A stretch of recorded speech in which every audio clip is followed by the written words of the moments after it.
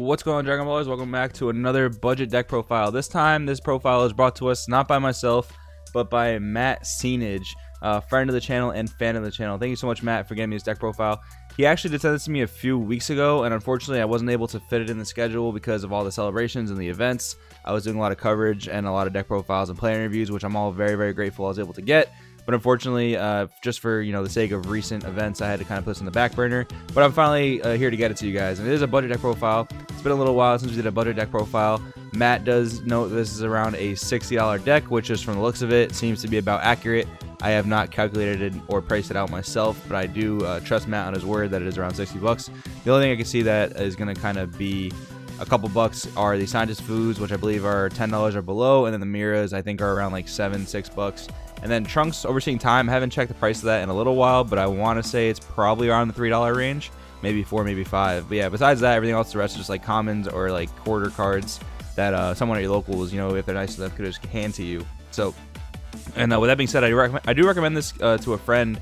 I would say for you to recommend it to a friend if you're looking to get someone into the game for cheap, someone who loves Bardock, someone who loves cool looking cards, because this is definitely a deck for that. And Double Strike Crit deck is kind of good. I mean, it's definitely great on a local level. You can do some things with it.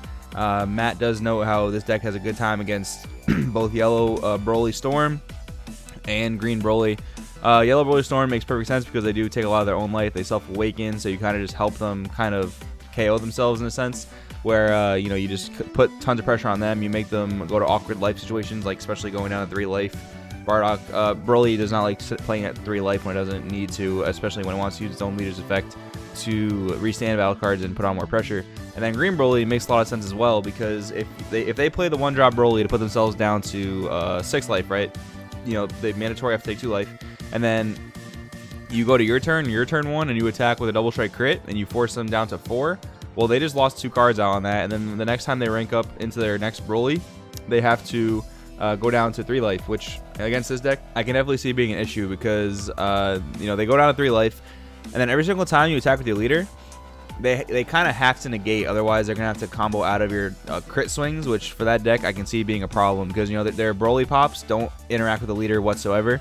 So if you're going Double Strike Crit on the leader, trying to put them down to 1 life, they're gonna have a real rough time trying to out combo that. And if they don't have the secret rare, they're gonna be in for a real tough time. So I do like that. The only thing I think, this did come a few weeks ago before Super Showdown was even a thing.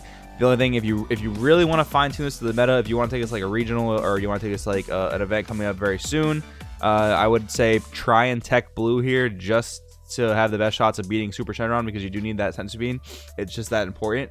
But I think this is definitely a great deck for a local level, and hopefully Bandai does something about Super Shenron soon. But enough of that. We'll get into the video, guys. If you're new to the channel, hit the subscribe button. Make sure you hit that notification bell so you stay up to date with all awesome Dragon Ball Super content that we post here. Look for our Discord server in the description below. Amazing group of people. They'll answer any question you have, any rolling question you have. Check them out. And finally, guys, if you're longtime fans of the channel or want to read up on some competitive content, check out the Patreon in the description below as well. Great articles there for you guys to get the competitive edge, and it helps me out a lot. It's a win-win for everyone. I make it worth your time. With that being said, we'll get into the main deck. So we have the leader. You might not have seen him in a little while. I'll go over what he does kind of quickly. On both sides, he has an effect where he says mill 3, and if you mill a black card, he gains critical. If you mill a card with a different color than black, he will gain plus 5k. So relevant thing to note here is that, like, once you do that leader effect on the unawakened side, let's say you're ready to awaken that same turn, you mill 3, you get 5k crit. When you awaken, you lose the crit, but you keep the 5k, so you can activate the leader effect again on the back side. You can get another 5k, and you can regain crit. So that's a 25k crit swing, 35k if you combo a Champa into it, which is really powerful. And then you have, like, that sets you up kind of like for Scientist Food in the same turn, which can be helpful as well, because sometimes mill 3 won't get you up to your high overwhelm cost cards, but having that ability to mill and get up there twice per turn kind of helps that a lot too. So into the main deck, Supreme Kai of Time, World's Protector. This is a super combo that makes sense. You're overalling constantly in this deck. Dimension Support Trunks, I love this card in this deck because it's just cheap aggro. It brings out 2 bodies, one of which is going to be a 20k crit with a Piccolo down below. Drop a Champa on either of those, or typically more the Piccolo or the leader here. And that's a really efficient way to spend 2 energy on your turn. So you go leader mill, you have your perfect 3 mill on turn 2. You pay 1 for Trunks, bring out the Piccolo, and then you can either Champa the leader or the Piccolo, depending on what the situation calls for. But that's 3 crit swings at another 15k swing.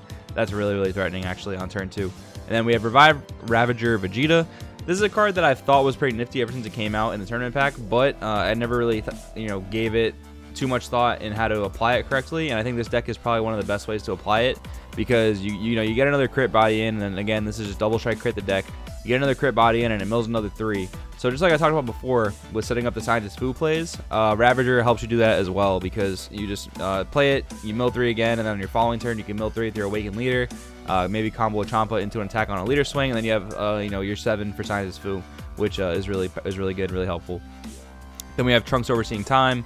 So this card is just really good in very specific situations. You can grab anything you need at a given moment. You can grab back Champas, you can grab back negates, you can grab back your super combos. Really helpful in this deck for that reason. And then you have Dark Controlled Demigra, a card we haven't seen since the black-blue Hurrigarn deck was a thing, and that deck hasn't really been too popular since TN came out. But in this deck, this card's really cool because it helps you in your slower matchups. Casting it for 3 or 4 with Dark Overwhelm or regular casting it can help rip the hands apart of slower decks. Then we have Mira from Darkness and Desperate Onslaught Bardock. Both of them are just more crit pressure, Overwhelm 4, Overwhelm 5 respectively. Mira is basically just a vanilla with crit on it. Bardock has a little bit more of an effect where you cannot combo. When this card attacks the turn it's overwhelmed, you cannot combo from your opponent cannot combo from the battle area, and they cannot activate blocker either. So this is actually a cool card to go with for game. Mira is one of the best finishers in the game. We'll talk about that in a minute, but that does lose to blockers. Bardock can actually get around blockers, and it actually mitigates any combo power your opponent has is sitting on the board, which can actually add up to quite a lot depending on how wide your opponent's board is. So great card to go for game with. Really like that in the deck. And then we have 2-dimensional Vanisher Fu, cheap spot removal, cheap game ender with double strike base, and 5 energy. Like I said, 5 in drop, 1 energy, real cheap. Now we have Mira Creator Absorbed, again one of the best finishers in the game. This deck is going to get a ton of cards to its warp really fast, so this card's going to be almost infinite attack. So if if you have a clear shot with this for game, your opponent has no negates, no blockers, and they're at 2 life, this with a Champa is probably going to guarantee you the game, so I like that a lot. Really good meta call. Then we have Scientist Fu. Talked about it a bunch already. You can set it up a bunch of different ways in this deck with Ravager and with your leader milling on the Unawakened and Awakened side.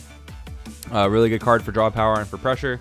Intensifying Power Trunks, your 1-drop crit Awakening card. This card kind of serves this deck perfectly. Awaken, crit, and yeah, cheap attacker. Only thing I'd maybe like to see more in this deck is maybe a little bit more self-awakening, like maybe like 1 or 2 Sankaba, just to, because when you're playing a draw 2 leader, if you get stalled, like that's really gonna hurt. If you just get stalled at 5 life and you're just waiting the top deck of Trunks, that could really hurt. So I would like to see a little bit more self-awakening in this deck.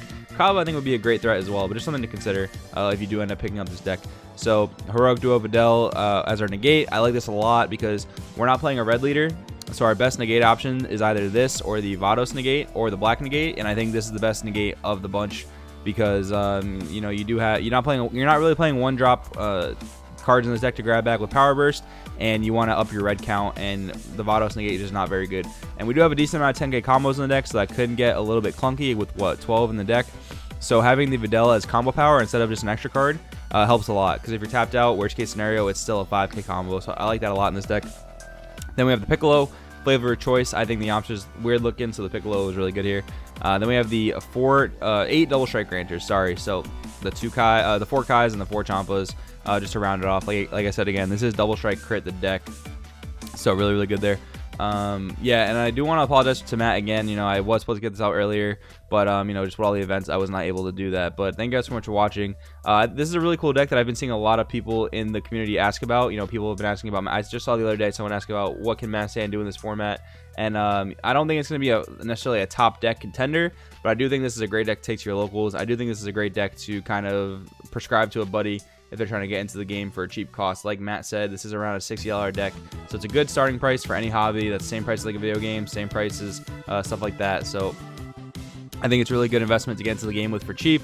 You have a super cool leader in the Bardock leader. You have super cool cards in the deck that are actually going to be applicable to other strategies when you start to branch off and build more competitive decks. So I definitely recommend that. Thank you guys so much for watching.